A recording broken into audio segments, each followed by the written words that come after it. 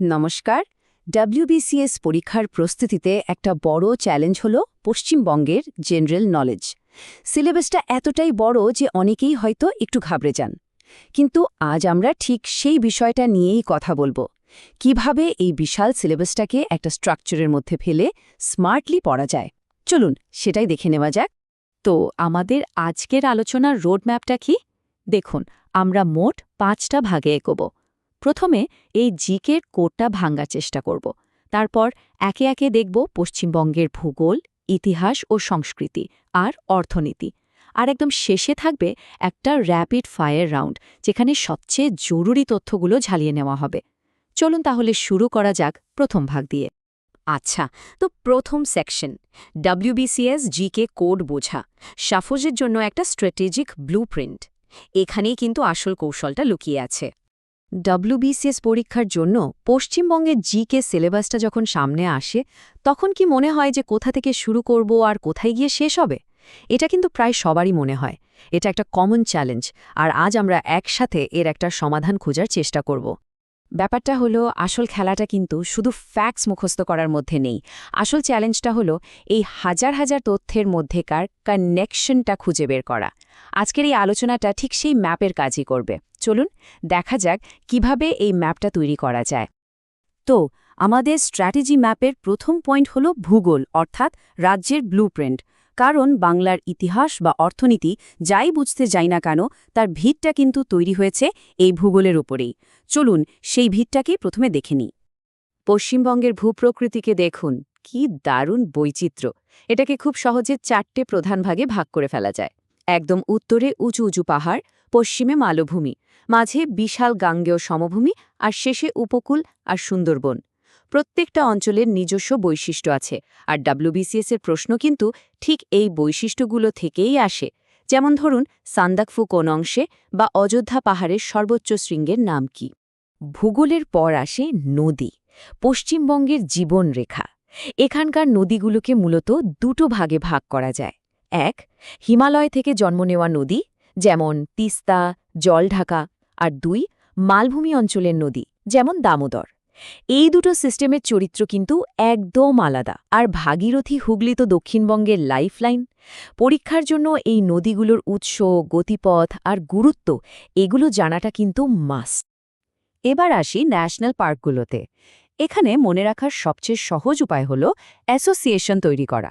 যেমন সুন্দরবন বললে মাথায় আসবে রয়্যাল বেঙ্গল টাইগার আর ইউনেস্কো সাইট। জলদাপাড়া বা গরুমারা মানে এক শৃঙ্গ গন্ডার। আর নেওরা ভ্যালি বা সিংলিলা রেড পান্ডা। পরীক্ষার হলে এই ছোট্ট ছোট্ট কানেকশনগুলোই কিন্তু অনেক নম্বর বাঁচিয়ে দেয়।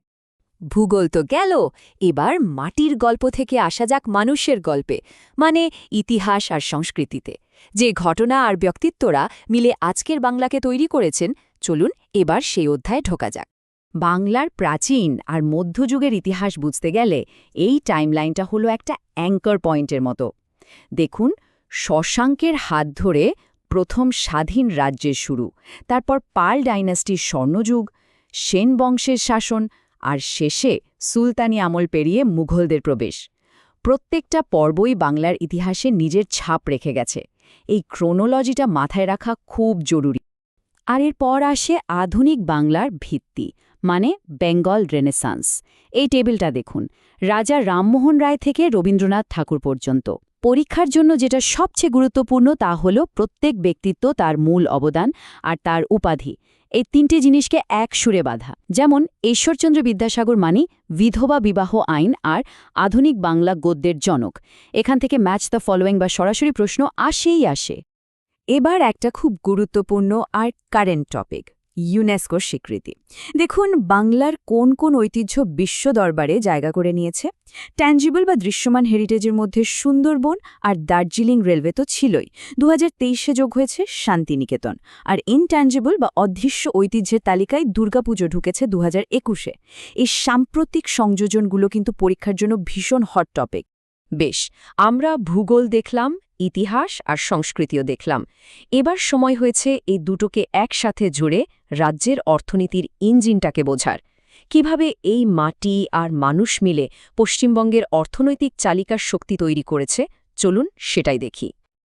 পশ্চিমবঙ্গের শিল্পচিত্রটা দেখলে একটা দারুণ জিনিস চোখে পড়ে। ঐতিহ্য আর আধুনিকতার মেলবন্ধন।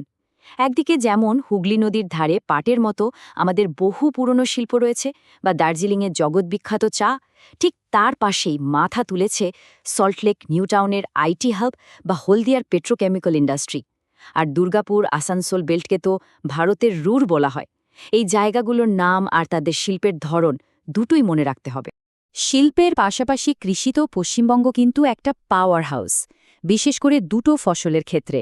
ধান আর পাট উৎপাদনে সারা ভারতে প্রথম, আর আলু উৎপাদনে দ্বিতীয়।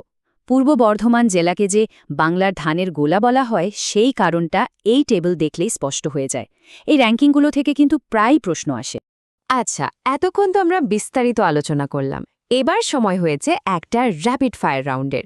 এখানে আমরা সেই সব ফ্যাক্টগুলো ঝালিয়ে নেব যেগুলো পরীক্ষায় সরাসরি চলে আসে আর একেবারে ঠোঁটস্থ থাকা দরকার। তাহলে শুরু করা যাক।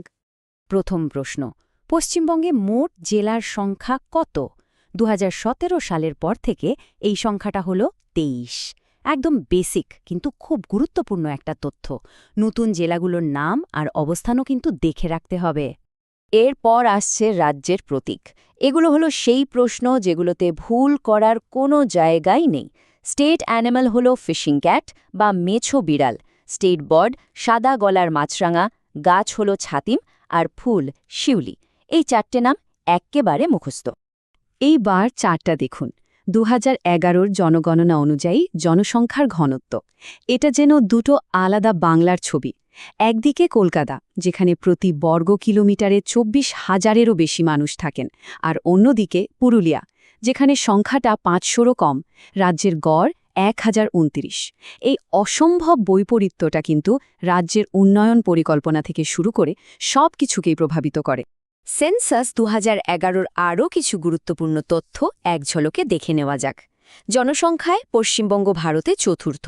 সাক্ষরতার হার প্রায় 76%, আর লিঙ্গ অনুপাত 950। এলাকার দিক থেকে সবচেয়ে বড় জেলা দক্ষিণ 24 পরগনা, আর সবচেয়ে ছোট কলকাতা। এই ডেটা পয়েন্টগুলো কিন্তু জেনারেল স্টাডিজ পেপারের জন্য খুব খুব জরুরি।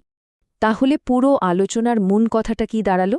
WBCS-এর জন্য পশ্চিমবঙ্গ জিকে আয়ত্ত করার মানে শুধু কিছু বিচ্ছিন্ন তথ্য মুখস্থ করা নয়। আসল সাফল্য আসবে তখনই যখন এই সবগুলোকে একটা সুতোয় গাঁথা যাবে। মানে ভূগোল কিভাবে ইতিহাসকে প্রভাবিত করেছে, ইতিহাস কিভাবে অর্থনীতিকে রূপ দিয়েছে। এই কানেকশনটা ধরতে পারলেই পড়াটা অনেক সহজ আর ইন্টারেস্টিং হয়ে উঠবে। শেষ করার আগে একটা প্রশ্ন রেখে যাই। প্রস্তুতি তো চলতেই থাকবে, কিন্তু তার সাথে এটাও ভাবা যেতে পারে, বাংলার ভবিষ্যতের পথ কোনটা সবচেয়ে বেশি করে ঠিক করে দেবে? এর বৈচিত্র্যময় ভূগোল, এর গৌরবময় বুদ্ধিবৃত্তিক ঐতিহ্য, নাকি এর শিল্প সম্ভাবনা?